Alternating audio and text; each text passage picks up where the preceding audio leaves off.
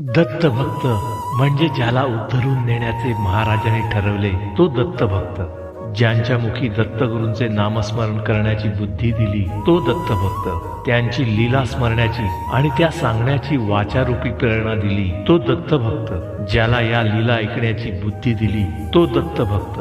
ज्याला आपल्या पायांचा उपयोग नृसिंहवाडी आणि गाणगापूर सारख्या तीर्थक्षेत्री जाण्यासाठी करावा असे वाटते तो दत्तभक्त. महाराजांसमोर दोन हातांचा वापर करत नमस्कार करण्याची ज्याला प्रेरणा मिळते तो दत्तभक्त. थोडक्यात आपल्या शरीर, मन आणि वेळेचा उपयोग जो दत्त महाराजांच्या भक्तीसाठी करतो तोच खरा दत्तभक्त होय. ही दत्तभक्ती फार दुर्लभ आहे. सर्वांना महाराजांनी ती संधी दिलेली नाही. दत्त महात्म्यात 7 गाथा सांगताना स्वतः दत्त महाराज विष्णुदत्त ब्राह्मणाला म्हणतात, माझी भक्ती दुर्लभ जाण ती तुला मिळाली दैवे करून. ही दुर्लभ अशी भक्ती आपल्या वाट्याला आली असताना सहज साध्य मात्र अजिबात नाही.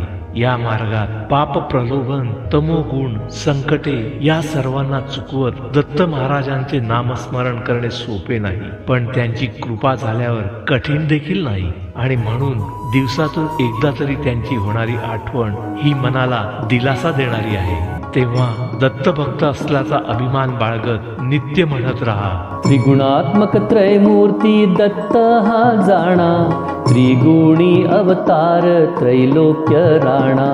नेती नेती शब्द नये अनुमाना. सुरवर मुनी जन योगी समाधी नये ध्याना. जय देव जय देव जय श्री गुरुदत्ता.